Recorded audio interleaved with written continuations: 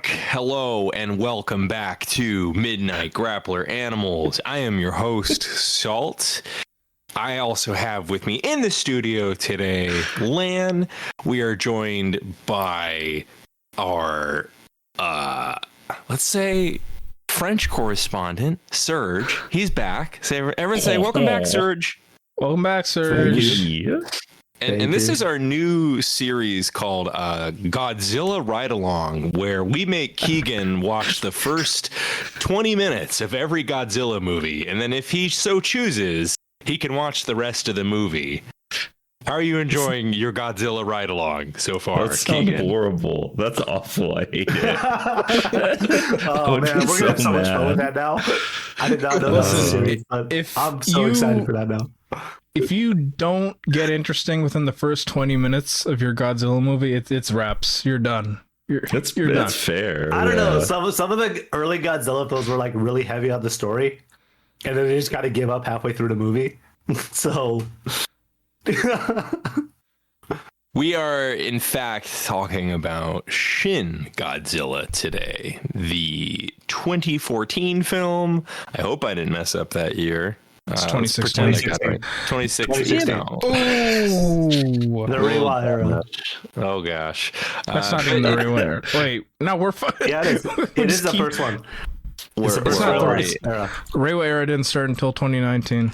we're already flubbing. That's what you're I here don't know. for. good. This is like three it's considered flubs part in of a the row. Reiwa era. Like they consider the first one of the Reiwa era. Who's they? weirdly enough. Who's Godzilla.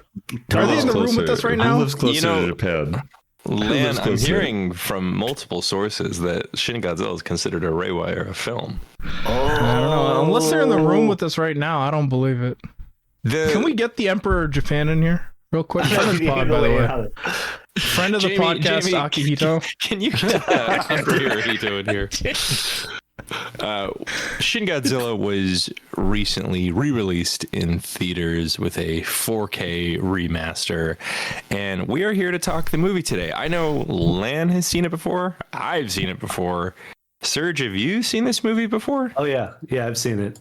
Sick. And Keegan, this was your first time, right? This is the first time I've watched Shin Godzilla 2014, 16. Exactly. That's what everyone says.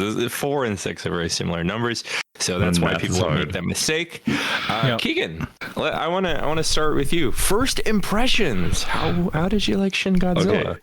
So, first of all, this is really my second attempt at watching it because one time, this was when Minus came out, and I was like, I don't want to watch it without seeing Shin Godzilla. And so we were over at our friend's house, and everyone was like, let's go see a movie. And I was like, I have to watch Shin Godzilla first, or I can't go see the new Godzilla movie. I don't want to. And they're like, okay. And so they rented it, and it was the English dub, and it was horrible. And all of us hated it. So we turned it off after like 5 minutes because it sounded awful, the English dub. And so I did attempt to watch it one other time some number of months ago, and now this time I went and saw it in the theater. I drove an hour to go see it in 4K, and it ruled. This is such a sick movie. Oh, it was That's awesome. commitment. So wait, So you good. said you attempted to watch it, Yeah. but what stopped you?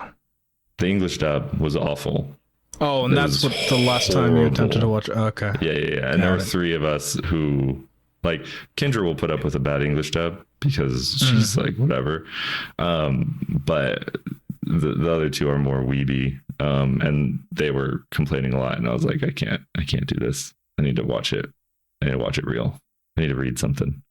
Now, when you saw Shin Godzilla a few nights ago, did you have a certain expectation going in, or were you just like peel the eyes back, Clockwork Orange style, let's do this thing? The hype for this movie is a little stupidly high. Nerds love the shit out of this movie. Now, And so do you think it's higher than -1, or do you think this is a? I think Shin is way more hyped than -1. And I think that's because I have a proximity to you two. I mean, you haters. I just So- got I mean, called a Whoa, nerd. hey, hold on. It's I have the 4K, Keegan. I have the 4K. I know. And every time you get called a hater, you have to defend yourself. I always bring that up. I did that the last time too. You called me a hater. I'm like, hey man, if I was a hater, I wouldn't have paid $35 for the 4K. I own the 4K. No. So I'm not. I know there was hype for -1 for me to like go see it, but I think the problem with Shin was that the hype never actually reached a point where it was a weird era for my theaters also near me, to where it was like, I think maybe the Regal Theater got it for a short time and we still lived over there. But it was just like a weird time in general in our whole area for movies, where like one of our independent theaters was changing ownership. The other ones were getting renovated, and then the Regal theaters were like so bought in on like superhero stuff primarily. I think it was just weird. It was just an odd time. So I don't remember getting the hype for Shin while it was in theaters, versus -1 was like huge at that time, and then it kind of died down. But Shin, I think I've consistently seen people. Shin is closer to like Fury Road, I think, in hype, where it's just like ubiquitous and constant. Like right. I'm even thinking about Sophie Campbell just getting the San Diego figure stuff. Like it's just constant. I'm seeing it on my feed pretty regularly. Versus with the -1 level that was of like hype huge. that high, was the movie you saw deserving of that hype? Was it far outclassed by the hype, or was it close to the level of hype? I think it deserves the hype. Let's go. It's certainly like, it was a thing where I had watched, we talked about this in the Discord, Evangelion. I like kind of passively watched that a couple years ago, and like it didn't quite click for me, but a lot of the similarities between it and Shin, I was just like, oh shit, like this, I get this easier, this is more intuitive, and it just clicked super well. So I don't know, it was like a combination of things that I think waiting to watch it for me and like doing other stuff first made it work better too. I also a week ago saw Godzilla 54 for the first time at our little independent theater, so it was just like a bunch of different things. Yeah, it was cool. Nice. So I kind of ended up setting myself up to like Shin a lot, and I did. Like it's a great movie. Cool. Well, I will ask for more thoughts on that later. Surge. Yes, sir. What's your experience with Shin Godzilla? How did you like it? Did it age better, worse on reviewings? What do we got here? I think it's aged better. To be honest, I'm a big Godzilla fan. I think I've seen almost every single film except for some of the new legendary ones. But like, I was thinking about what Keegan said, and like, it is funny that like when you look at it, it kind of bookends a certain era of Marvel very nicely, like that in -1, right? Where Shin kind of came out when Marvel movies were at their height, right? And so everybody was kind of airing superhero movies too, and I think this kind of comes out of a very like dark anti, superhero movie or franchise movie almost in some ways, because of what it does. And I really like that. I think like Godzilla as a franchise kind of does a nice job of like reacting against itself when it becomes like too like digestible for the greater audience, and like kind of coming back into like something very different, right? So like this coming after Final Wars and the legendary films, right? So I don't know, I love it. I love this film a lot. I think Shin Godzilla's really original in a lot of ways. It when you're watching it, you're kind of almost surprised it's a Godzilla film until the very end, right? So we'll talk about that too, I think. But and we'll talk about obviously like the vibes of it, but it's a fantastic film. I think it just kind of gets better with time as you watch it more and more, because there's just a lot going on beyond the plot. I think that kind of keeps you interested in it, because it's just doing a lot of interesting things that I don't think we typically expect out of a kaiju movie. So that's always fun. Before I turn it over to Lan, that reminded me of a thought I'd had, especially with the recent zeitgeist, some of the ways the film is unexpected. And I kept thinking about that horrible new War of the Worlds movie. And the reason I thought about it is because both films are shot similarly to a certain extent. And I do not mean to insult the cinematography of Shin Godzilla, which I think is brilliant, right? But they're shot similarly in terms of effect, maybe not intention, definitely not skill level. But there is a lot of POV from like the laptops, for example, and using cell phones. But the shocking disparity is how much better and cooler and more skillful all of that is in Shin Godzilla. So that is a funny way in which the movie still is relevant in a cinematographic sense. All right, anyways, on to Lan. Lan, what's your experience, your thoughts on Shin Godzilla? I think this is now going to be my most watched film on Letterboxd, which frankly is only because I hadn't logged the several cajillion times I'd seen Kung Fu Hustle prior to opening Letterboxd. So I feel like now now I gotta go and rewatch Kung Fu Hustle a couple times to even things out again. Either that or watch Easter Sunday again, because I think Easter Sunday is like my second most watched movie on Letterboxd, which get it to one. I would go with Kung Fu Hustle personally. Yeah, personally, I think I'd gotta go with Kung Fu Hustle. But yeah, I don't know. Like, I've seen Shin Godzilla so many times now, and I think the most amazing thing, I guess, is the fact that it hasn't worn off on me. Like the thrill, the magic, and part of that is the theatrical experience, getting to see this in theaters again. But yeah, like there is just so much going on. It's such a sharp, witty movie. There's always so much going on. It's so quickly paced. It never feels like you are being overwhelmed, but it also feels like you're always being hit with, beat after beat after beat.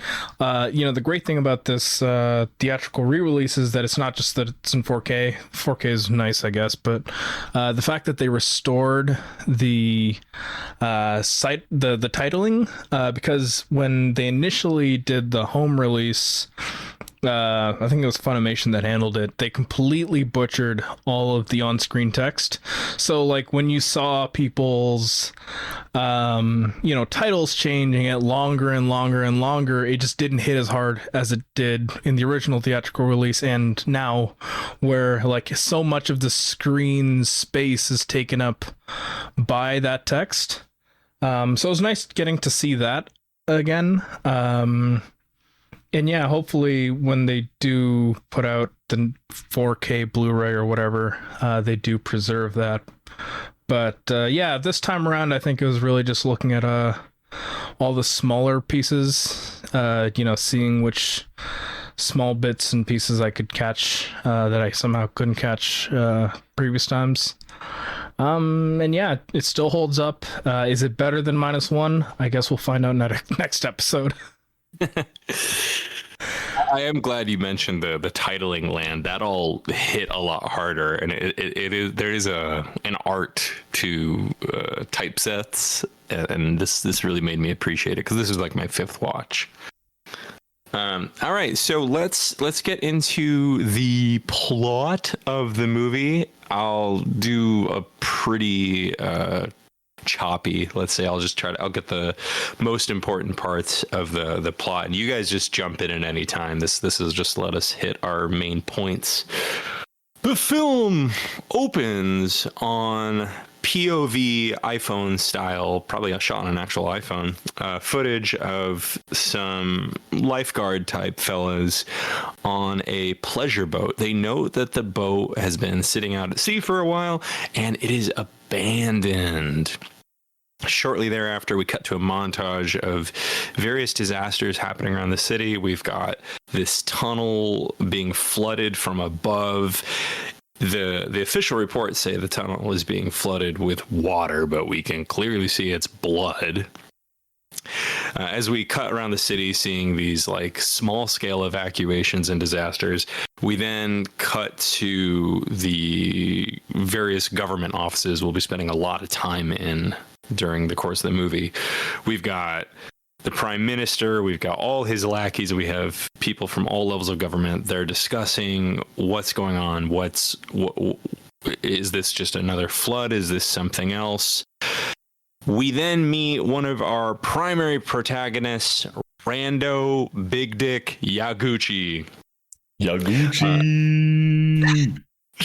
Yaguchi suggests in one of his first lines of dialogue, in fact, that he suspects this is some type of living creature that's causing all this mayhem next to the coast, and he's immediately shot down. In fact, we get one of the funniest lines of the movie where someone says, "Minutes are being kept here. You can't just say that kind of ridiculous stuff." And we see that this will. We obviously know that this is Godzilla, but we see that the first conflict here will be getting the people in the government to accept what is actually happening.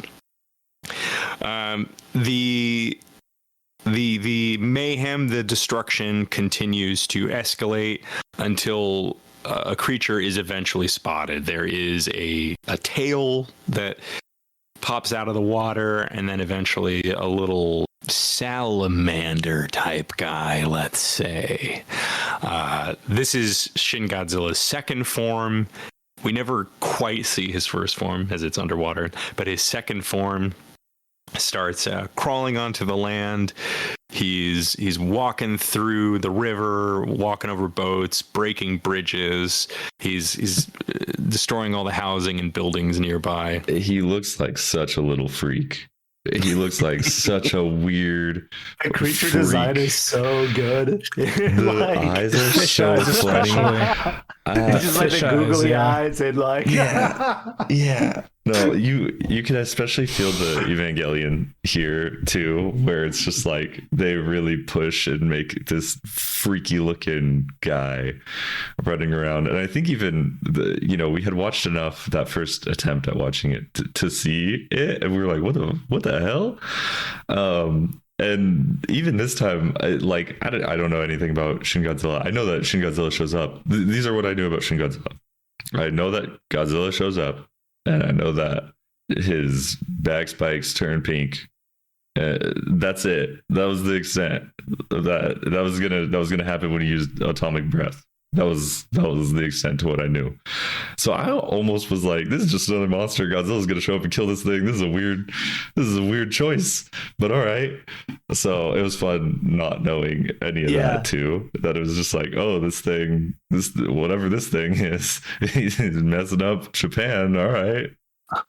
it's so much fun because Godzilla is such like a well-known figure to like see it like completely shifted and like subverted in a way where you're like, the hell, like you almost double take, like, am I watching the right movie? Like just like it's so good.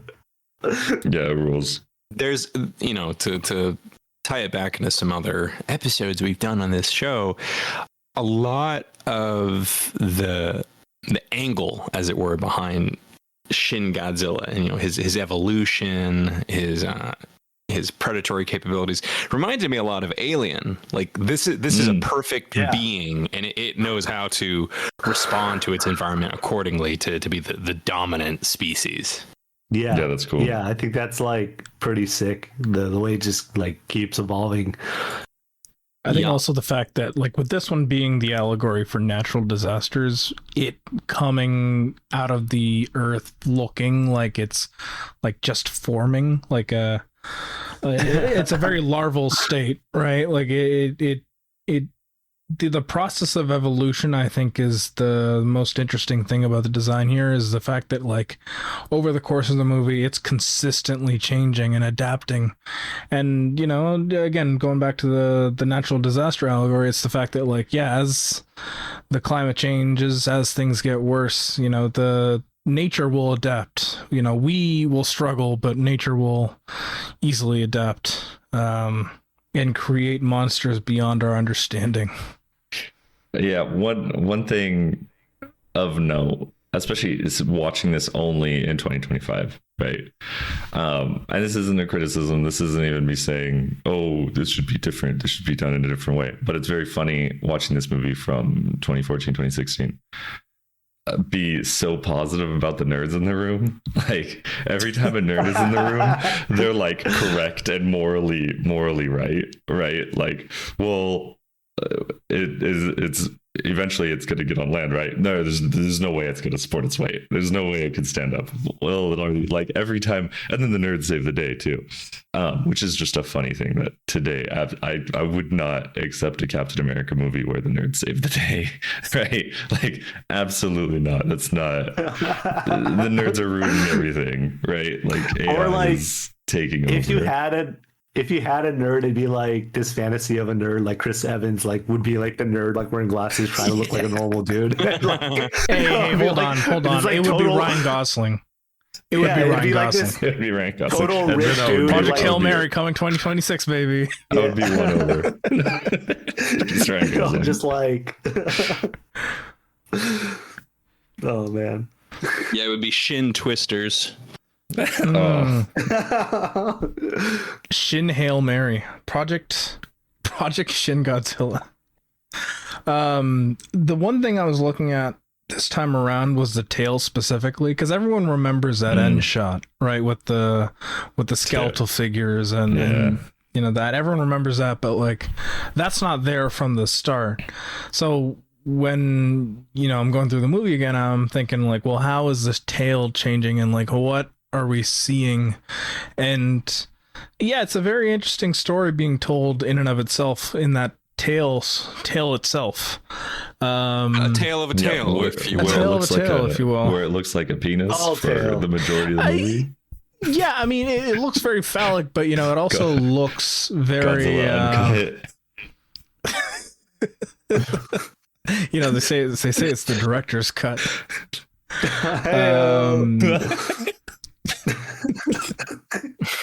But yeah, like the tail is so consistent for the majority of the movie, and I think it's only near the end where it really starts to open up and unfurl. And yeah, I think it's funny. There's so much that happens in the rest of the body, yet the tail remains the most unchanging, I guess, or the most rigid of the evolutionary parts of that body. No, actually, I was taking note of the phallicness of the, and it was like, okay, It is phallic, like it absolutely is phallic. I can't remember. Okay, I don't know. Okay, we get it, dog. I mean, this is also like I think the nod to Giger, where Giger was like trying to implement masculine and feminine parts into like the alien, the xenomorph. Mhm. So I think this is kind of having fun with that concept as well in his own way. I mean that mouth is pretty. What's the opposite of phallic? I looked this up recently. It's vulvic. Vulvic. Georgia. It's vulvic. Volvic. Yeah, I don't think it's Georgia fully agreed O'Keefe on, but Godzilla. this is Shin Vagina Dentata. There we go. Nice. Yeah, this is the first Godzilla to have a tail ribbed for pleasure. okay. Shouts. I don't know that that's true though. We'd have probably to not. watch a lot of Godzilla movies. But it is incredible just how large the tail is on this Godzilla compared to Godzillas of the past. Yeah, and you were talking it's about like 60% tail. yeah, you were saying how it stays the same. It's like the tail is a huge part of it for. It's always like way out in the shot. If Godzilla's over here, the tail's way over there. Yeah, it's rad. It's really. I have a figure of Shin Godzilla, and like it is insane how long that tail is when you have something physical to hold. Just it's stupid how much space it takes up. What's the center of balance like on that thing? Like, can Homie's got it a lean. sustain itself? Like, That's why I was do walking you on need his some belly extra up his tail. stands? Tail is Does it rest on its counterbalanced. tail? Yeah. So it's like a few vertebrae down on the tail, like the the tail naturally. It's got a lot of girth and weight. You know what I mean? Okay. But Okay, it's very not about size. bottom-heavy. It's about how it uses the tail. Huge legs, a lot of thrusting power. So as you were looking closely at the tail, Lan, I'm the pod's resident foot guy, as we all know. Oh yes, that's right. Yes, We got to talk some feet, and a detail I appreciated this time that I didn't notice before is when he shifts into one of his next evolutions, you see the feet go up onto the tiptoes. That was so good. Just wanted to lick them, It looks so strong. Oh, sorry. Let's cut that. Let's keep going. So don't open Discord right now. Nah. All right, that's a good place for me to continue the plot. Yeah. No thanks to Wikipedia, by the way. I don't usually use Wikipedia for these summaries, but I wanted to check some stuff. And they do not mention our girl Hiromi Agashira. She's the nerd girl we see on the team. She's one of the only women in the film. Was she the one who suggested that this was a creature before Rando, or did she confirm it? I think She confirmed it. Yeah. She came in because he was like, we have an expert, or I have an expert friend, but she's kind of low. She's not very prestigious or whatever.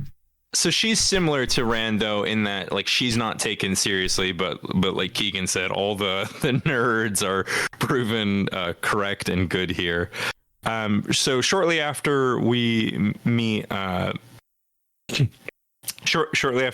Hiromi, she suggests that the creature can stand up on its own, and everyone says no, that can't happen. It'll collapse under its own weight. We have nothing to worry about. And then she helps arrange to bring in 3 biologists. And this was something I hadn't noticed before. This was my 4th or 5th watch. Did you notice all the biologists were using aliases in the subtitles? That was really funny. I did not notice that because there's an issue with embarrassment in this film and political shame, as it were, right? So all the biologists are using aliases because they don't want to be there, and their feedback isn't terrible here, but they clearly don't want anything to do with this. Yeah, amazing. I mean, they do. They say oh, I don't want to get in trouble for this, so leave me alone. Yeah, it's the film is very much a critique of Japanese bureaucracy. Yeah, and that word's been used a lot, but I was gonna say the norms might even it's more general, but perhaps more correct. The way one is meant to conduct themselves in a professional political environment. Beyond the bureaucracy itself. Speaking of biologists, we are then introduced to another main character, but a character we never actually see in the film, or do we? And that is one Goro Maki. Goro Maki is introduced to us by one of our last main characters, and that is Kyoko Ann Patterson. She's a special envoy from the U.S. She being half Japanese herself, she is sent to assist with this crisis by the United States, and she has the documentation on Goro Maki. Goro Maki was a disgraced anti-nuclear zoologist. He studied radioactive contamination's effects on wildlife and mutations, and he appeared to predict the creature. Maki was completely doubted by all scientific circles the world over. And apparently, and this is going off of the Wikipedia, I don't recall this line, but the U.S. prevented him from making his conclusions public. There was also something in the movie about his wife getting ill due to contamination. And that's when we get the big reveal. The yacht in the opening shot belonged to Maki. Were you going to say something, Glenn? No. The wife dying was also a huge part of his resentment towards the government, which also plays a huge role into his presence or lack thereof in this story, and how he plays into it. I really appreciated this time, knowing that this was his yacht going into it, like the shot of the origami crane on the table, which foreshadows the map that people can't figure out. I mean, it's a map is not a great term, but this. It's a map. In a mathematical sense, it's a map. It's like the mathematical map. They have to fold the map to understand Godzilla's continuing evolution. That was really cool. Yeah, that was sick. That was the map folding stuff.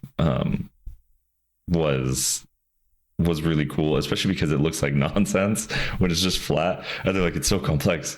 Oh man, this is crazy. And then it's just like, yeah, it's even more complex. You have to fold it correctly. Like you have to fold and unfold it to see how it works, which was really cool. Like it's just a cool physical item to look and watch actors play with, and to like explain the movie. It was really cool. Yeah, once they get to that point. Also, shouts to my girl Patterson. What?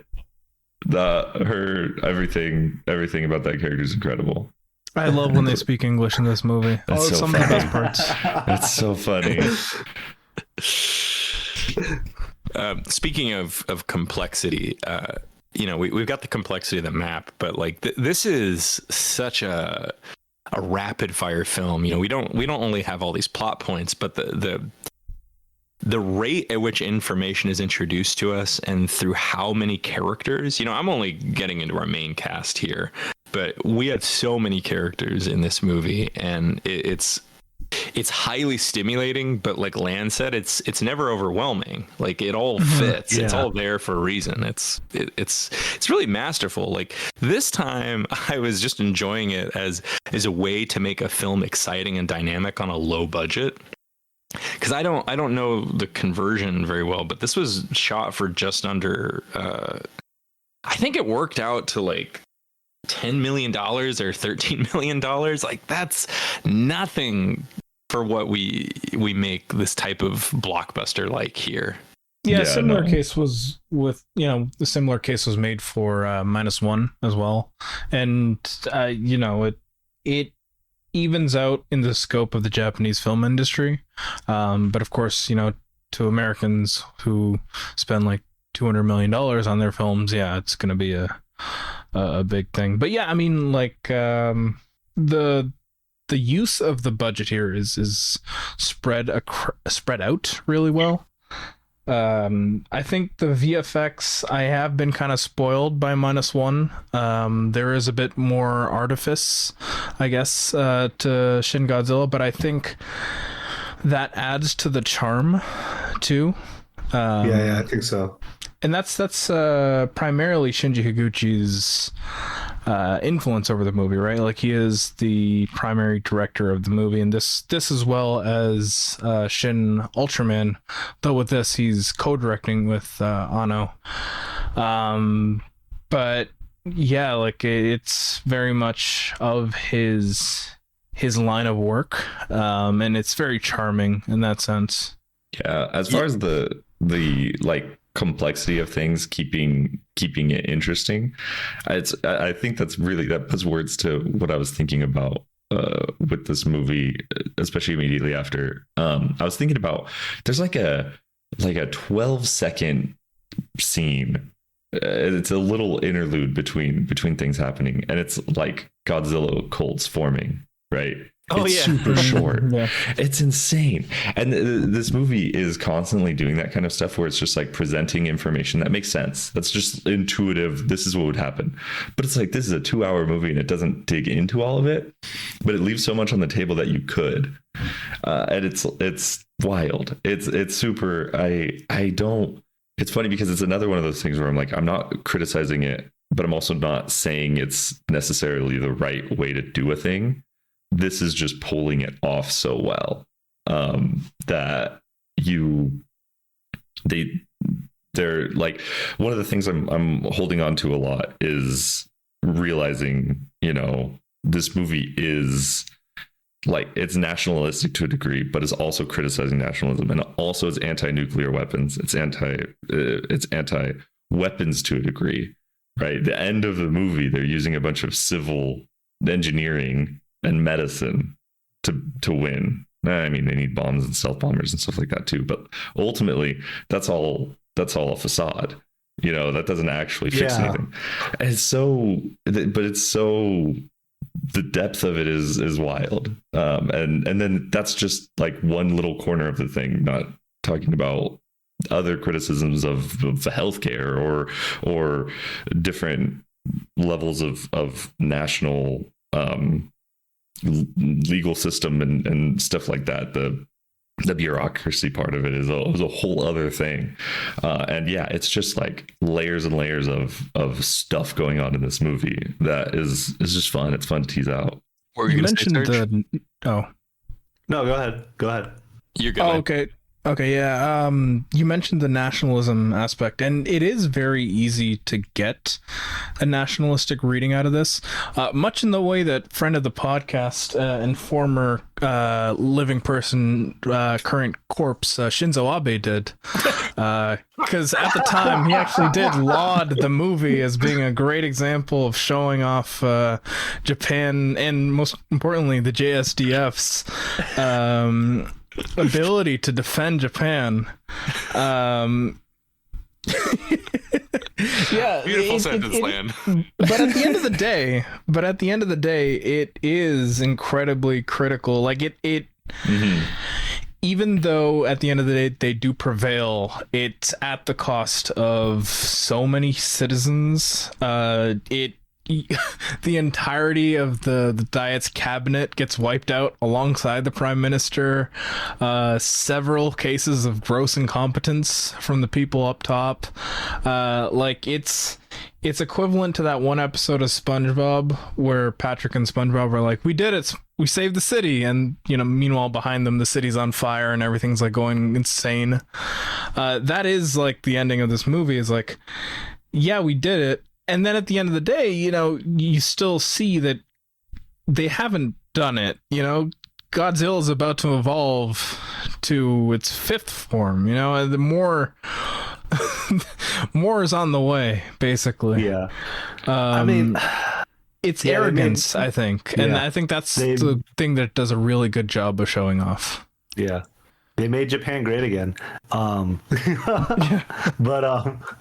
no, I think this touches on a lot of interesting things this movie is doing.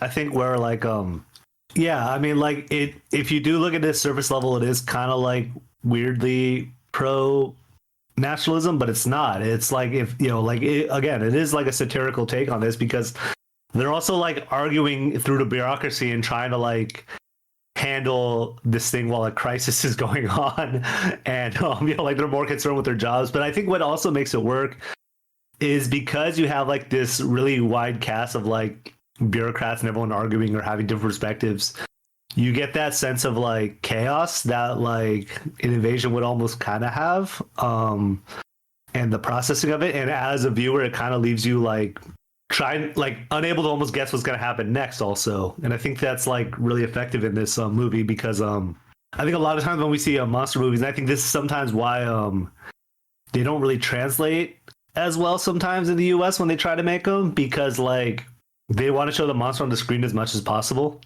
and like so every other plot is like secondary to like how do we stipulate to the monster punching something else, whereas this it's like like the disaster that is Godzilla, the chaos that this creature sows, even spreads through an existential level through Japan in this, and I think that's what kind of makes this work in a way. And like minus one does a similar thing, and we'll talk about the differences, when we get to minus one. But I think that's something that's really interesting to point out is that like when you watch it in relation to like other Godzilla movies or again the other franchise movies that are coming out at the time, this is really like almost like the monster's almost treated as a B plot, to like the bureaucracy and the political struggles within its that are caused by its presence.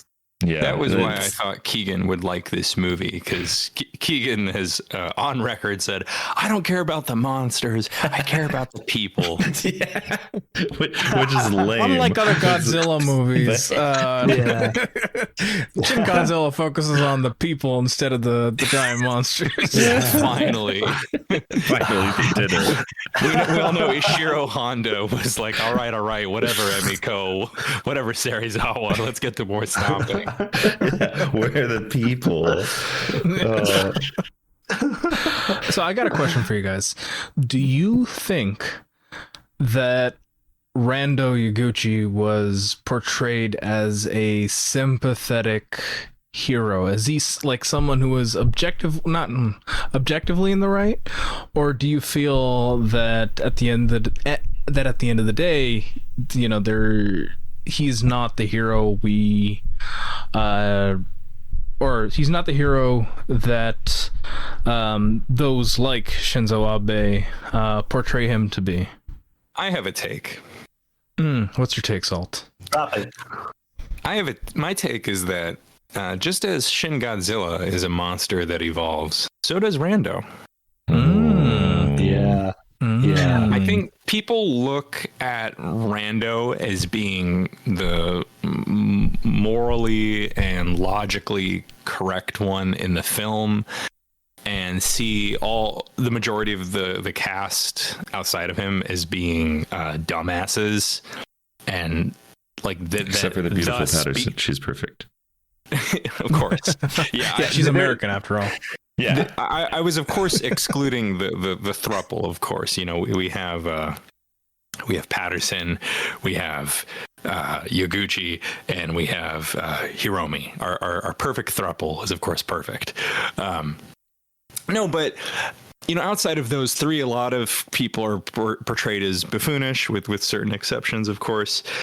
And on some level, the movie works like that. I mean, I think it's a terrific comedy. Actually, I think it's one of the funniest Godzillas, because there's, you know, like there's that line from the prime minister where he says, "Oh, you mean right now?" Yeah. and on that note, like the prime minister, for as much of a buffoon as he is, when I watched it this time, I was looking for traces of where he could be sympathetic. And as awful as the prime minister is in this movie, he is even sympathetic. When they first choose, when the military and the government has the option to fire upon Godzilla, he declines because he wants to avoid civilian life. Now, you can debate the strategy of that. That's the movie, but you know, that is a human element of him that we can empathize with. And conversely, Yaguchi is not without his faults either. He's in fact scolded by multiple characters throughout the movie, and we see quite explicitly that he has a hunger for power. He's talking about, you know, what he's going to do when he becomes prime minister. He is arrogant to the point of yelling at people. Like, Yaguchi is a really complex protagonist, and so to answer your question, Lan, like, I love everyone's double, you know, multifacetedness in this film. So while Yaguchi is correct in his creativity, that sense of creativity and drive is what gives him the potential to become as much or more of a monster as any government member in this movie. Yeah, that's so good, Saul. Like, all that is clicking things into place too for me, because like, and Lan, you're talking about the cynicism of the ending. Like, it starts with Yaguchi. It starts with the speech he gives to the soldiers, right? Especially if you know they're going to be successful. The cynical reading of this movie starts at that point, because it presents the new cycle of Yaguchi becoming the prime minister, right? Because that is like the young upstart comes in, wants to change everything, and then you get ground down by bureaucracy until you are the bureaucracy, or until the bureaucracy looks the same as you. So now somebody else has to break the bureaucracy and kill Shin Godzilla or freeze Shin Godzilla. So like, it really is this thing of it's like a slow horror, seeing the cycle starting with him, where he starts buying into his own hype, you know, or that will happen. because it's the actual story is sold on him doing a new thing and getting a new group of people together that the government the bureaucracy wouldn't have done.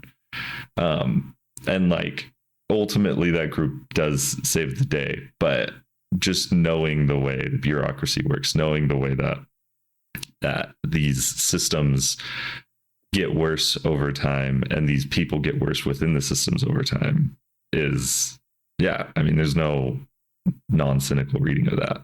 I think my very 2025 take is that Yaguchi is Gavin Newsom.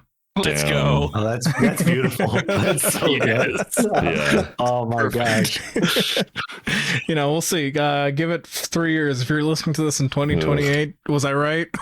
Was I right? With two Californians on the pod, we can tell you're on the money. Hey, next California. Born and raised that's right. California. Yeah, that's right. Yeah, he fled. He's scared of the fires and earthquakes. You're just so French to me now, Serge. Yeah, that's it. Was that nice or mean? I know that feels. In my mind, Serge, your last name is Gainsbourg. Yeah, Well, this is the a other hate crime. The other thing I think with Serge is that he assimilated so hard into France that French people think he's Arab and not Mexican. This happens all the time. So yeah, that's not inaccurate. It's the funniest thing to me. Like Shin Godzilla, I just keep evolving. Yeah, your fifth evolution is that you become Moroccan. You're claiming new nationalities as we speak. Yeah. Adding new Japan, notches: and they Algerian, Tunisian, Moroccan. Soon you'll get all of North Africa. Yeah. He's absorbing the nationalities of Caprica as we speak. What are we gonna do? Minas, beware. You move to Japan and they think you're Indonesian. Yeah. Just- Hey, what's his name? Minoru, the guy who played the. He was huge in Ultraman, but he looks like an Indonesian billionaire in Kamen Rider Double. Oh, And he's like a full-bred Japanese, but he looks like an Indonesian billionaire. Yeah. So maybe that'll happen to you, Serge. This is my Yeah, mistake. One day you too can look like an Indonesian billionaire. That's the final form. Going back to Yaguchi, though, I think one of the biggest environmental bits of storytelling with him is that when he moves into the new office, just how comfortable he is in that position of power, because that's like he's leading a group of people. He stinks too. I think that's one of the things that stuck out to me this time around was how much time they spend pointing out the fact that he stinks, and this is immediately after he gets promoted. On the note of promotions, though, I think that plays into the typography of this movie. Like one of the funniest bits of visual comedy in this movie is just the evolution of the subtitles and just how quickly they flash to. Like there are points in this movie where a huge ass name tag will show up for like less than a second, and you never feel mad that you didn't get the time to read it all because it's some bullshit. Yeah, it's like second envoy to the Minister of Agriculture's special group to discuss option 3. It's always something really long like that. Yeah. On your note, Keegan, that buying into your own hype is so dangerous. This movie argues that clout is more toxic than radiation, which I really respect. It's really good. I want to go back to another note too, which was how the film is like anti-weaponry or anti-military industrial complex, and with any of these takes, you can argue from both sides, I think, because the film isn't necessarily trying to endorse certain positions, but that is one that I really see, because I think what I really noticed this time was how they were calling out the specific names of all the weaponry used. Like they were getting so specific with what kind of shells and guns and all the specific hardware was being called out. And it's not just because like Anno and Higuchi are probably autistic about that stuff, but I think they were really trying to call out the fact that, this is stuff that is made in the world and there are manufacturers who make it. We need to think about its impact. And the fact that it's not only useless, it's actually counterproductive. Like Godzilla attacking is instigated by that weaponry, right? Like, I don't know if even Godzilla 54 goes out of its way to show that. And I really appreciated that this time.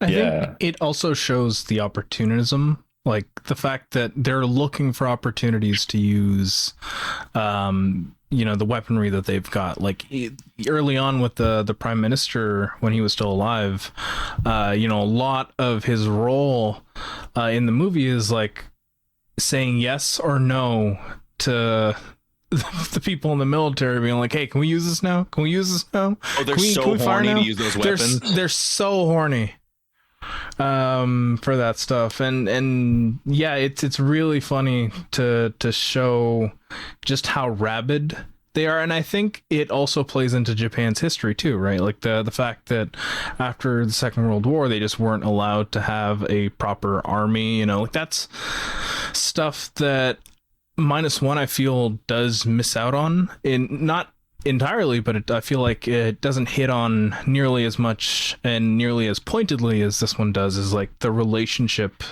between the US and Japan, and what Japan is trying to get out of breaking ties or changing its relationship with the US. It's a very selfish drive, and it's explored really well here, even though it's not looking to give any answers to that. I know Keegan has not seen it, but Serge, have you seen Shin Ultraman? No, I saw Shin Kamen Rider. I haven't seen Shin Ultraman yet. Damn. I don't want to get too much into Shin Ultraman, but I think Lan will agree with me here that Shin Ultraman is so fascinating, not just only on its own, but in comparison to this film, because thematically it's almost a complete 180 of so much of what's said here. Yeah, it's a lot more optimistic even. Yeah. Like there is a sense of fatalism in Shin Godzilla that permeates a lot of the international relationships. But yeah, Shin Ultraman supposes it doesn't need to be that way. Mm-hmm. And I think that's what's so interesting in terms of like the Shin trilogy, as it were, putting those two films next to each other. And then, of course, Shin Kamen Rider is somehow the middle child, despite coming last. The other reason the other reason I'm thinking of Ultraman is this movie's cinematography is so dynamic. Like, if you take out Godzilla himself, all of our main characters are essentially only standing, sitting, and walking. There's no stunt work, if you count people evacuating, there's something like that, right? And yet it remains incredibly dynamic. And I believe part of that is the editing. Yes, the editing is very frenetic, but there's some really great camera angles that are used as well. And those are really inspired by Akio Jisoji. And Akio Jisoji was a director of a lot of Ultraman episodes, and he went on to do a lot of his own films as well. And just so people know, I'm not being a crank. I'm not just saying stuff. All right. When we see some people being evacuated early in the film, the scene I referenced earlier with the prime minister saying, no, you can't shoot because they're civilians. The old woman who we see evacuating in that scene is Akio Jisoji's widow. Oh, right. Okay. Right. Oh, I didn't catch that. Brought it all home.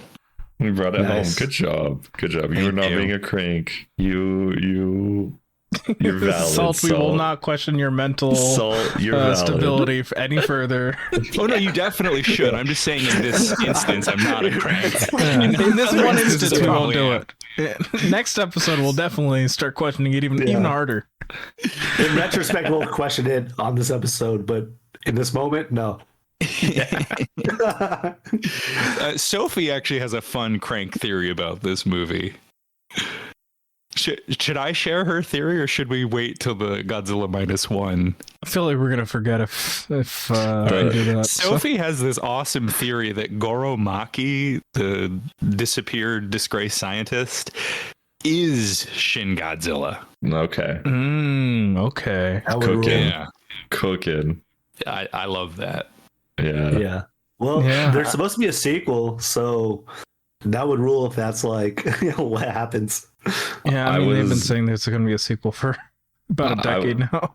I was That thinking was about such a sequel. weird pitch. announcement. Yeah. It's funny, I they've done don't- that with every single Shin movie. They did it with Shin Ultraman 2, where You're they're like, right. oh yeah, Shin Ultra 7, it's in the design book, guys.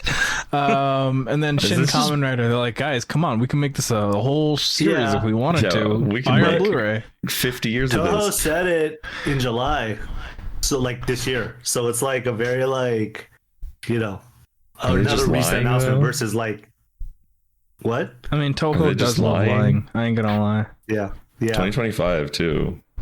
So I like to Yeah. imagine it's because the markets work a little differently there, and they're trying to get guys who will invest like $5,000. Just like some dude who has a little bit of money saved up. It's like, yeah, just give us $5,000 get and that. like we'll make the movie. they're trying to get the belt back, man. That's their. Yeah, they're there just- you go. Kamen Rider Super 1. Show. Oh, I do think so. Okay, this is I think my third Godzilla movie I've ever seen, and then Monarch: Legacy of Monsters also, which I haven't Oh watched. my gosh. I've watched Kong of Skull Island. That's the only other MonsterVerse thing I've watched. I've Yeah. watched Monarch without anything else. Monarch So- has no business being as fun as it is, though. to be fair I with- like it. I like it. Sorry, Like- Salt. Peace and love. But Yeah. anyway, so this is like my fourth Godzilla thing ever. And it's funny because I have so many, just cultural osmosis thoughts about Godzilla, even though I don't, right? It's other people's thoughts that I've just grafted onto me. And it's, especially watching 54, which my concept of Godzilla is, I think it's dumb that he's a lizard that evolved into a giant Godzilla in the 2004 American Godzilla, right? I've always thought that was like kind of stupid. And so I watched 54 and I'm like, oh shit, he's just a guy who lives in the middle of the planet. That rules, right? Like bombs let him out. Cool. And then it's funny that this is a creature ate radiation, which I don't have real feelings about this at this point, right? Like the Godzilla 2004, I was a child and had child thoughts about that being stupid. But I do You think, mean 94? I'm sorry to be is it 94? I this. have no idea. You're when talking about it the was. one with You're talking Matthew about Broderick? That's the 98. Broderick one. Wow, That's this is a 98. bad episode for dates. Dates. Yeah. Whoops. Years hate to see us coming. Yeah, I'm not trying to know things, right? I'm trying to know less things. That's good, Keegan. Thank you. Anyway, 98, 94, 98, 2004, whatever. I do mean that one. That movie is just kind of dumb, I think. And I thought it was dumb when I was 12 or whatever. And yeah, I don't know, just comparing all three of those things and just being like, actually, this is not really one explanation for Godzilla anyway, so it doesn't matter. Just shut up and watch the monster movie, dude. I guess that's do my like point. that about the franchise. Is it doesn't feel like it has to go too hard on references, on like it doesn't need to revere certain parts of the lore. It just gets the most important parts and holds on to that stuff and changes things as it likes. I think it makes the character more dynamic and suitable for future storytellers. Yeah, I was talking about that this weekend of saying, I don't know if this is true. Again, whatever, for Godzilla things, but it feels like every once in a while somebody just makes a Godzilla movie that's not related to anything. It's just like, here's a new Godzilla movie, cool, and that's fun. That's really, like, it doesn't matter. And also, you can have series going on too if you want. It's fine. Just Yeah, I would here's agree with Godzilla. that. It's like, just get the most important parts right. Big Yeah. radioactive monster, basically. Hey, can't forget the allegory though. Can't forget the allegory. I mean, it's funny because like the ones people love, the ones that have the most cultural staying power have the allegory, but by sheer volume, most of them don't really have allegory. This relates so much to an annoying thing about nerds, which is that every new version of a thing has to only look like the good versions. You know? What does that mean? So people, I've had this. Obviously, let's just do Man of Steel because it's easier, right? I don't like Man of Steel for reasons, but like a lot of people got mad at Man of Steel because it doesn't look like good Superman stuff, right? It is different. I think Gundam falls into this a lot, where a lot of Gundam nerds who've watched all Gundam series know the good ones and know the bad ones. And if anybody uses Gundam in a way like the bad ones, it's bad. And it's like, well, it might be good, maybe they'll figure it out. I don't know, because Gundam has used the quote unquote bad ones, not too recently, but fairly recently, to a good effect. I think the main thing there is the fear of trying to do the bad ones again. It's not that it's necessarily wrong. It's just that the people making them aren't willing, maybe. Like, thinking about Godzilla, you know, like it was funny. I was talking with my coworkers about, you know, the fact that I'd gotten tickets to see the 4K, and one of my coworkers, older guy, I think he's in his 40s maybe, old enough that the 90s were his heyday. I say that because, you know, some of these guys, it's like, oh, things are so much better when it was, you know, one of those guys. And when I mentioned that I got the tickets, he was like, oh, why are they still making Godzilla movies? I don't understand why they need to keep making Godzilla movies. And I was kind of just dumbfounded by the sentiment. I'm like, sure, there's capitalistic reasons to, you know, keep making Godzilla movies, but I think, you know, it's not, the well isn't dry. And I think when it comes to bad iterations, that's like the best case of the well not being dry. It's like, I think one of the bravest things you can do as a filmmaker signing on to, you know, this, for lack of a better term, IP, is to try and go into the less savory parts of the franchise and try to make that work. See Al Ewing's career, I guess. Yeah, that makes sense. I get that. And I mean, I don't know. I could find myself. Why do we make more Spider-Man? Why are we making Spider-Man comics? Right. And like the explanation. I think so there's really, a we just need someone brave enough to do clones again. Yeah. Which I think is what's happening in the current run. There's a space clone now. Is that what's happening? Yeah, I think so. I don't know. I don't read comics anymore. I try not to know about Spider-Man at this point. I mean, I also think this touches on like how franchises are sometimes seen very differently. I mean, you know, like with the Batman movies, you know, when you go back to like some of the old ones, right? They were connected, but no one really expected like an overarching storyline with it all. You know, with like Tim Burton's films to Schumacher's to whatever. They weren't like, it wasn't supposed to be some grand narrative. And I think like now when you look at some of the franchises, obviously like there's this desire to like, oh look, this is going to be a 20-part story. And when you look at Godzilla, it was never going to be that. Like occasionally they would feed into each other or there would be sequels, but like they weren't going to be connected in that way. And I think there's something like notable about that when you remake, like when you remake a Godzilla film or when you do a new Godzilla film, it's like, okay, this is a different iteration. There's going to be a different monster. Is Godzilla going to be good or bad is always kind of a question too. You know, it's just a different engagement, I think, in some ways. And I wonder about that a lot, especially like where we've kind of, you know, we used to have, when franchises would come, they would come in threes, right? We'd have a trilogy and be done and someone would do something new again, you know. And then, you know, like, again, Marvel with having like 30 films that are all like, no, this is, every piece is like this giant puzzle that assembles. And you're like, That's terrible.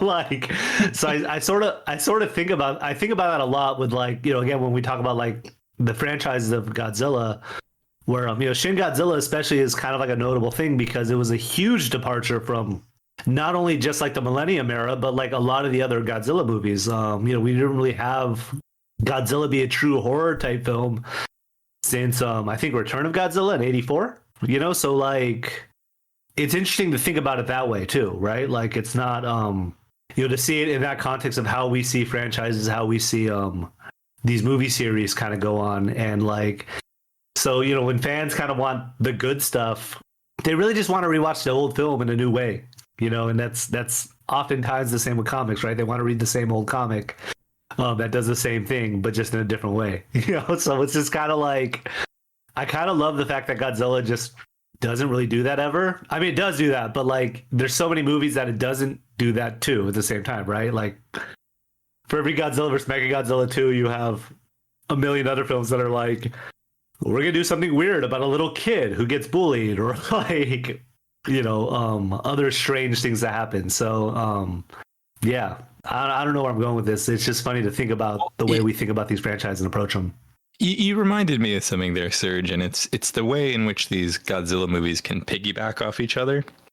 And one of the Toho higher ups explicitly said that it was the success of, and I'm going to get the year right this time, everyone, 2014 Godzilla, directed by Gareth Edwards. The success of the 2014 Godzilla inspired Toho to say, hey, we could probably reboot Godzilla in Japan now and it'll work, right?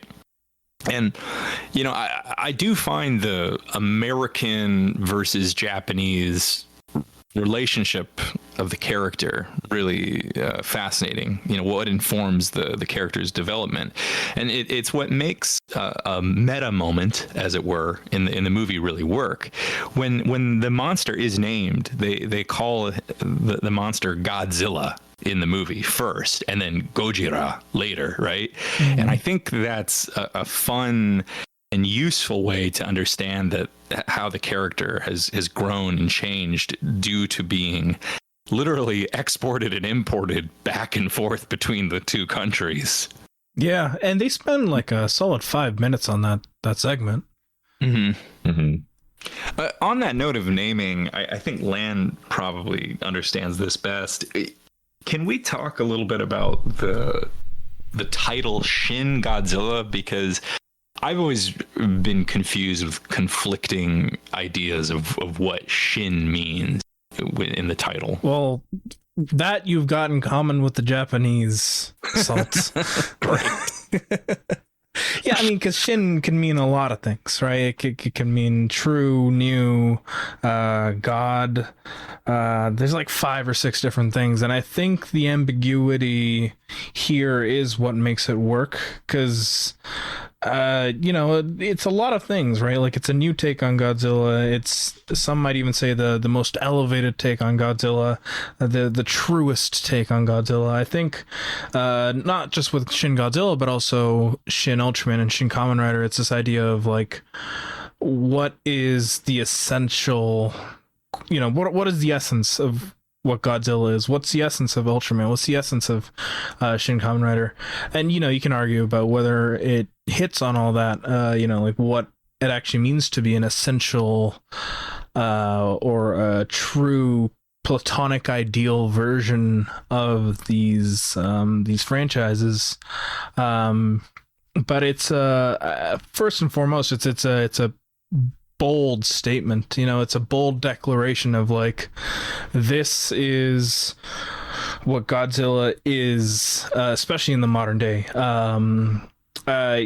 The societal element to it, you know, the fact that this was created in response to the government's response to the 2011 Tohoku flood and the nuclear disaster. You know, it really speaks to being of the time, and I think that's one thing that I take away from the Shin in all these movies titles is like, this is this is the Godzilla of today. This is the Godzilla of, or sorry, the Ultraman of today. This is the Kamen Rider of today. Where even though it doesn't necessarily have to place itself, from a chronological aspect, you can point to that and be like, that is how the government reacted to the floods. In Ultraman's case, is like, that's how the government and that's how people reacted to COVID, and I think that is what Shin really is at the end of the day, is the idea of like, this is the essence of what Godzilla is today. This is the essence of what the franchise can be, or not even can be, but like is in the modern day. And it's funny to think about that, like 9 years after the fact, that it's still prescient and it's still present in the modern day. That analysis also speaks to the film's politics, and specifically the public's perception of the film's politics. Like, I felt a little like dubious or skeptical when people claimed it was a right-wing film. I don't think it's like a bad take. I just think it doesn't quite get the movie. And thinking about it a lot, I realize that there is a certain type of politically conscientious person who, we'll call them left-leaning, who can all too easily lump a movie into like, it's progressive or it's regressive, it's left or it's right. And there are lots of progressive ideas in this film, and there are some regressive ideas, like there is some conservative stuff going on in this movie. And I think rather than saying like, oh, it's a left movie, it's a centrist movie, whatever, like, I think the idea is that people do want to look forward, and sometimes people looking forward, even looking forward in a more humanitarian sense, in a sense where people want to be progressive, right? And you're willing to hear that out in good faith. You have to accept sometimes that people aren't going to do that perfectly, right? Yeah. Like, look at the revolution in Cuba. Like, I think Castro is a hero. I think he accomplished great things, but like, you're a fool if you're going to say he was the perfect leftist, right? Even Castro's own people, him and Che, like, admitted their mistakes. And I think that's, to make it about something as silly as pop culture, like, what makes this a truly great film to me is that there is a lot of revolutionary idea in here. You might not like all of it, you might disagree with all of it, but it's coming from a place of really justified rage. And I think that needs to be respected. Yeah. Yeah, I think so. Superman 2025. This is not. No, like, this will not solve the crisis in the Middle East. Sorry, no, Keegan, go ahead. No, that's good. I saw both your guys' Letterboxd reviews, right? And Salt, you talk about the right wing part, and I think. Yeah, I think it's like you stop following the critical thought to its conclusion. Right, like, I get how in the middle of the movie, or if you like don't actually think about it enough, you're like, oh yeah, this is right wing. But like, that's the part of me. We talked about nationalism as a concept in this movie earlier, and it's like, well, these are Japanese people who the nerds, right? It's a team of Japanese people who want to save Japan because it's their home, and they want to stop other countries from destroying their home, which is Japan, and they're Japanese people, right? This is definitively nationalistic. It's not in a negative way, right? It is philosophically nationalistic, though, right? But it's like connecting those two dots of being like, oh, they want to protect their country because that's where they live, and this is right wing. And you put other plots on that line about Yaguchi about whoever else, right? And like again, like you said, so I can see how that is, but it's also this like jump that left-leaning people do with Superman, with Captain America, with all kinds of other characters, where it's like, well, there is a way to do this, and I'm not even saying Superman or Captain America have done this well in recent history or whatever, right?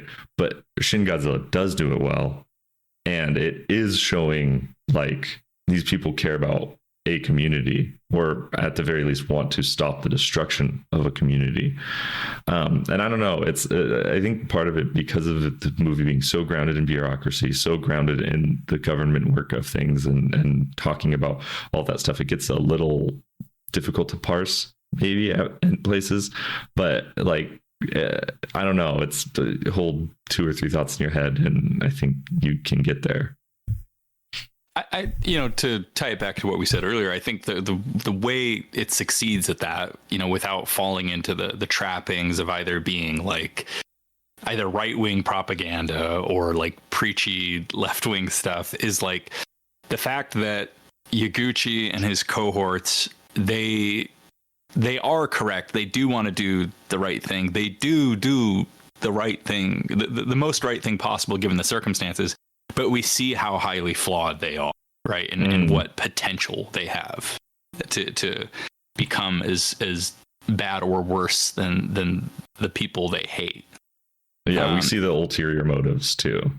Right. I mean, I've seen the criticism too that like this movie focuses on bureaucrats and elites rather than regular people. I don't have an intellectual response to that. I just think that's stupid, and they missed the point of the movie. Yeah. I mean, also we see citizens like even though they have there are no named parts. At the end of the day, you see, I'm reminded of Parasite. Like the idea of the rain and how that affects the rich people in the movie versus the poor people in the movie, where it's like here a lot of Godzilla's rampage is treated as a political inconvenience for the bureaucrats, but then we actually see like families getting torn apart. Like there's one bit that sticks out to me all the time is when the family is like trying to pack up, getting ready to evacuate in the building, and the building tips, and then the building tips. Dark scene. Yeah, really tragic. But it's also sick as hell. I mean, shit. He fucks up that building.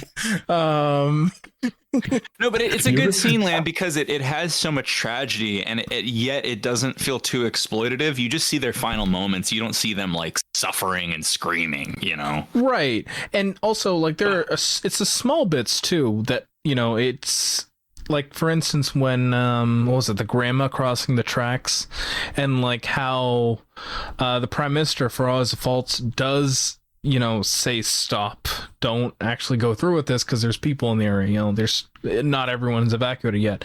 Like it's like you said, so you can question the motives of the prime minister, but at the end of the day, it showcases that it's not all a numbers game to everyone in that office. Yeah.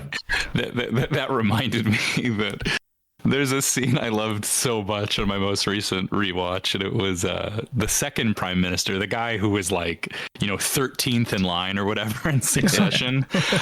He's got a line where he has to take a meeting, but he really wants to eat his lunch, and he finally gets to eat, and he goes, "Oh, my noodles got soggy." Yeah. And it's the most emotive we see him in the entire movie. It's not even cold either. It's not even. Yeah, it is. It's soggy. Yeah, it's so just funny. Warm, lukewarm. It's so funny.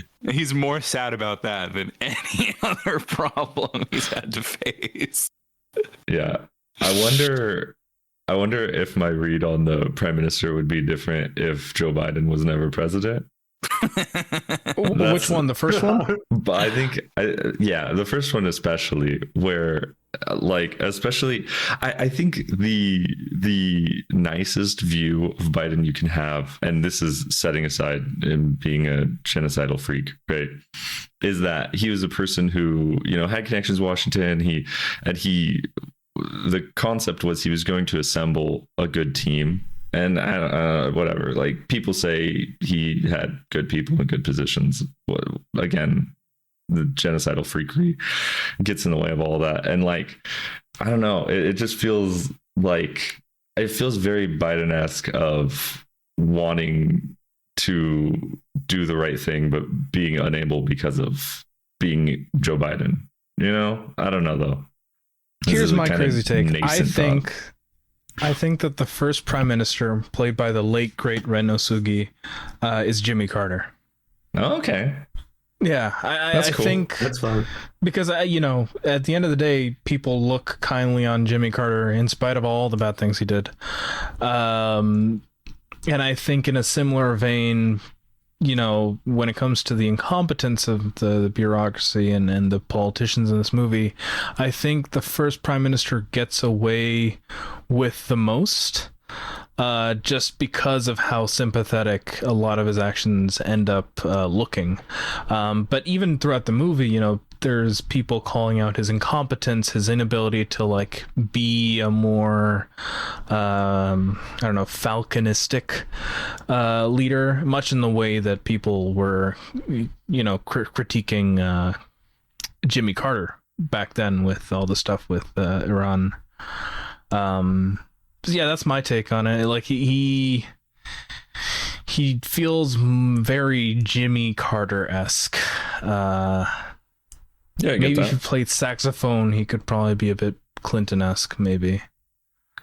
No, he's not. I think the fictional thought of Clinton that isn't, you're a pedophile, is he was the cool one.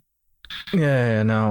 That guy Funny wasn't enough, cool I feel like enough. there are more Canadian prime ministers that Ren Nosugi could map to There you than go. American Go off, King. presidents.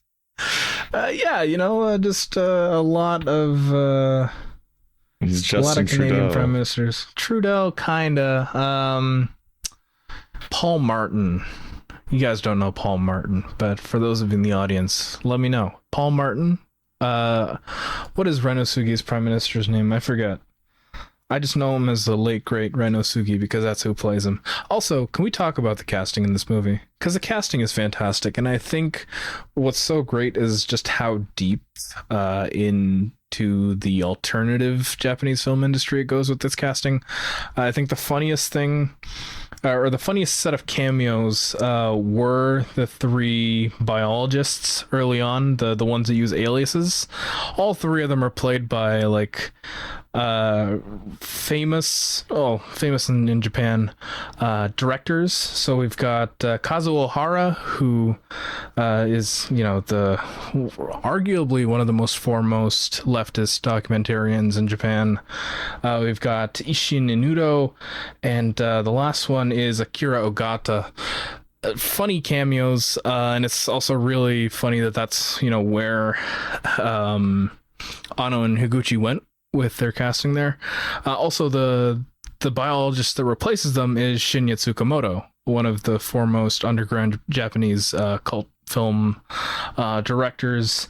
Yeah, lots of good choices here. You know, a lot of character actors that they went with. Kyusaku Shimada, Jun Kunimura, a lot of unconventional people, or unconventional actors, I guess, for these roles. Like, I think that's what sets Shin Godzilla's casting apart from Minus One's casting, is that it feels a lot less like they were casting off a face for this one.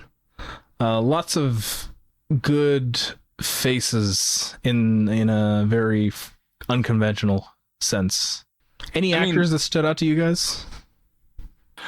Well, before I mention that, I was going to say that I think it's fair to say Minus One is like the most Oscar bait Godzilla, right? You know, they wanted people that like American audiences broadly could empathize with, and these are all the cast in Shin Godzilla are people that not only Japanese people would know, but that have like significance, like you were saying, you know, compared to their fields. Mm. I really liked. This is such a minor character, but he's so funny. He's like Yaguchi's sidekick in the second half of the film. He's really funny. Who is that guy? I can't remember the name. Yusuke Shimura. He's played by Kengo Kora. He's like awesome. the young guy, but he's like the right hand man. He's so there the whole funny. movie. Yeah, okay. I guess I only noticed gets more. He gets more prominent in Yeah. the second half. I thought too, Salt. So I don't know, but I've only seen it one time. You should probably know this stuff better, Salt. No, there was it's actually a different guy I'm thinking of. It's the sorry, You're talking about he's the guy like- with glasses. Yeah, that guy. He Yeah. has okay. a really funny look. Oh, are The you guy with talking the about glasses. And he has a weird. Issei Takahashi? I think so. Sure. He plays the Minister of Education, I think. Yeah, he's helping out a lot though. He's an intercessor. Yeah. He helps get the meeting with the French, right? Yeah. He helps Yeah, set that up. okay, yeah. Yeah, he's awesome. Very eunuch coded. Or are you talking about Akasaka, the guy who speaks to Kyoko in English? No, I'm sorry. No. I'm being useless. Right He's like a now. boss. Come on, he's like Salt, a boss you've guy. seen this 5 Oh, man. times. Come No, on. not the I know. skinny No. guy with the glasses. The other guy You with know, the glasses. who's Akasaka not was good skinny. too. Yeah, he was cool. That's like he's also on the. I don't know names. I'm gonna be as worthless as Saul. It's okay, actually. Keegan. This is expected. Any of me, longtime though. listener of the show knows. Like the guy who tells him like act right at the beginning. Oh, yes. That is Yutaka Takanuchi as Akasaka. Okay, he's cool. He's great. Yeah. Throughout the whole movie, he's great. I think he might actually be morally and ethically superior to many of the other characters. He might actually have good intentions only, but he also doesn't get shit done. Is the problem? Hey, you know, he's Keegan, there's good news. If you really liked his character, I have great news for you about the other 2 Shin movies. he's in He's it. in all 3 of them. He's in all 3 of them. That's Not cool. as the same Basically character. guy. That's Yeah, okay. but he That's plays the okay. same guy. You know, That's like awesome. That's Yeah. exciting to me. I'm like this is a no small parts movie in my opinion. Yeah. Like I feel like Yeah. even the random throwaway characters have like Yeah. some really fun bits there. As a guy bad I with do names, think, I couldn't possibly do what you're doing though and talking about it. Yeah. I think Mansai Nomura deserves more of a shout out too for doing the motion capture Godzilla. Like the way he yeah. moves is like really otherworldly in it, in like a way that's like very subtle but very like amazing. Like you don't even realize it's motion capture in some ways. You know, it's just Yeah, I mean, but this it's very originally good. started as a rubber suit, right? Like they had Yeah. the suit made for Shin Godzilla, and a lot of that just translates to the motion capture really well. And again, they go further with it when they do Shin Ultraman. Okay, so Shin Kamen Rider, we can't watch. We can't watch. We're gonna watch it for Kamen Rider Long at some point. Better. Ah, okay. So Yeah. when do we watch Shin Yeah. Ultraman? That's the real question. I mean, that is totally up to you, Keegan. How is that up to you me? can. This is a group you're- project. It is, but if you're in the mood for it, I got my Blu-ray waiting. Or we just Wow. wait until they do a 4K re-release of Shin Ultraman that hopefully isn't, just 5 one years day away. at 3 theaters across the entirety of Canada. Or they do a 4K re-release of Shin Kamen Rider that's actually at any given goddamn theater in Canada instead I of saw not that in being theaters shown. actually.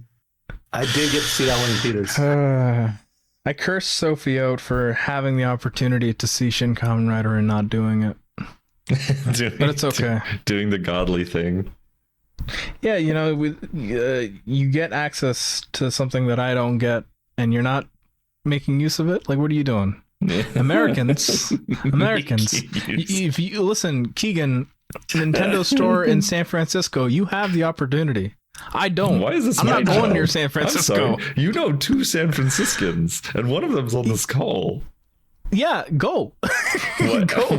Why are you making this my problem? Who's the other San Go. Franciscan? Huh? Who's the other San Surge. Franciscan? No, I'm from Los Angeles. What? And No, I I live was in talking Paris. What? I was talking about another friend. Oh, yeah, talking I was about- like, I don't remember Oh. Serge ever telling I me. was like, wait, no, one is on this call. One San Franciscan is Okay. on this call. The other one is a friend, a different friend. Friend of the podcast. Who's not Yeah. That's right. Shinzo Abe.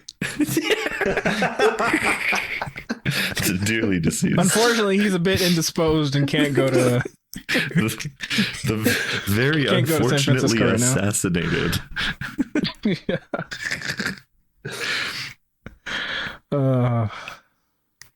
Yeah. Shin Godzilla, man, what a movie! I think the fact that it holds up after 9 years, is not really a testament to anything because 9 years isn't a long time in the grand scheme of things. Maybe if we were still How many doing this babies? podcast in like 40 years time, we do like a 40-year circle back.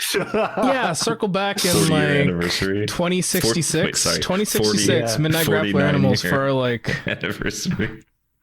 yeah. When we're doing our like 3000th episode, we can finally look back at Shin Godzilla again and be like, wow, man, 50 years. It really holds up.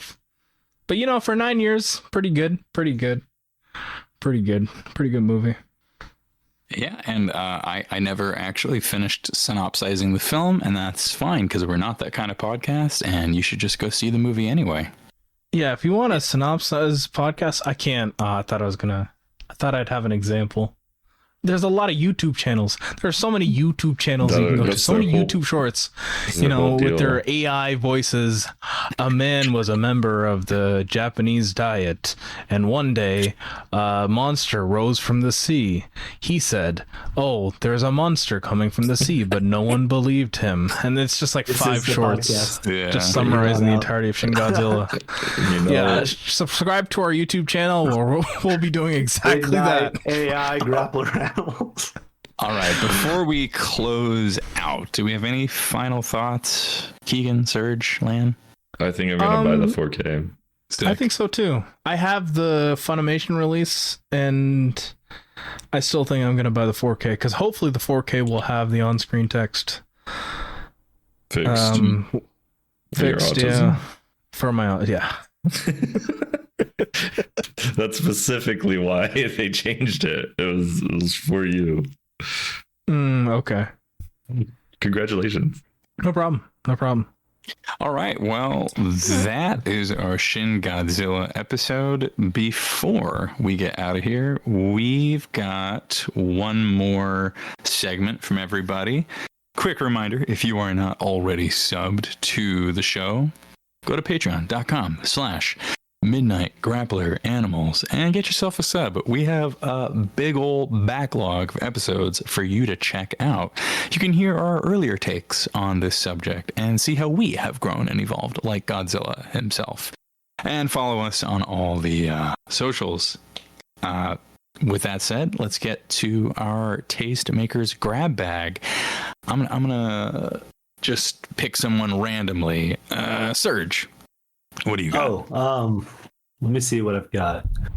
I've been playing. I finally went back to play Horizon Forbidden West. I have a lot of mixed emotions about those kind of games because I don't particularly find them as fun as I could. But it is it's a good game to like if you need to devote a lot of time in between things too. So yeah, if you're like me and you're kind of in between things, because as many of you know, I'm a teacher, so I don't have many students in the summer. So yeah, that's my recommendation. Nice. A glowing endorsement. I'll go next. I have two. If you've been listening for quite some time, you know I've been watching Twin Peaks extremely slowly, and I finally finished it last week. I wrapped up Twin Peaks: The Return. It's an 8 out of 7. It's fantastic. It's a perfect thing. I think the Return is just a ridiculously nobody else. I don't see how anybody can make that thing. even it being made at all and being what it is insane. But those last like 3 episodes were fantastic, incredible. It's yeah, just I get it. It's similar to Shin Godzilla. It's like the hype is. I understand why people are like this about it. So yeah, that goes in. That goes in for sure. The other is probably going to be my favorite book I've read this year. This is the summer of reading. I'm trying to read a book a week through the rest of actual summer. Everybody, stop acting like it's fall. It's August. There's none of August is fall. Not one day of August is autumn. I don't understand. It's not fall. Anyway, I'm trying to read a book every week through the rest of summer. This was one I read a couple weeks ago. It's called Everything for Everyone: An Oral History of the New York Commune, 2052 to 2072. I believe I found this on a Specfic by Palestinian writers list at some point and bought it. I don't remember. It was sitting on my shelf for a while, and it seemed cool. It's basically, it's an oral history of like 12 interviews of a future commune of New York City. New York City is fully communalized, and just if you read it, you'll get it. It's by M.E. O'Brien and Iman Abdelhadi. It rules. It's super sick. I kind of alluded to it when I mentioned Perfect Days on a previous episode, where this was what I was reading alongside it, where this is just like a fully communized society, which interacted weirdly with Perfect Days, which is, still capitalistic hell shit, but finding contentment in that. Really cool book. And also like, it's fictional, but because it's written as interviews, it's really, really easy to digest and read, because it's kind of presented as nonfiction. It rules. So Everything for Everyone, that should probably get it if you were to Google it, but An Oral History of the New York Commune, 2052 to 2072. It's sick. Oh yeah. Lan? I'm gonna recommend, I forget if I recommended this last time, but I finished Yakuza Like a Dragon, the 2020 game, a few weeks ago, and then immediately after that I picked up Like a Dragon Gaiden, the man who erased his name. Fantastic name, and I think I'm not gonna butcher it when I write it in the show notes. Both are really good games. Turn-based RPGs, sure, good stuff. It's always funny when friends mainly, accuse me of not liking turn-based RPGs. But then I played Like a Dragon Gaiden immediately after, and then I kind of realized that action RPGs are the way to go for this franchise, because the game allows you to drone strike your enemies, and the orbital laser in the turn-based RPG is nice, but just being able to summon drones on the fly, it's the closest I could feel to an IDF member. What a sick thing. And I don't mean sick in a radical, awesome way. I mean sick as in like sick in the mind kind of way. But the difference is I wasn't drone striking children. I was drone striking 40-year-old men in the Yakuza. So I don't know where I was going with that. This has been a strange round of like tastemakers. Good games, though. Good games. Multiple games. You know what? I'll just leave it there. I had a second one, but no, that was perfect. Yeah, I think we're good, dog. Hey, big dog. I get it. Death to the IDF, baby. Death to the IDF. May they be liquefied. Oh my god. Yeah. On that note, like Lan said, I'll do 2.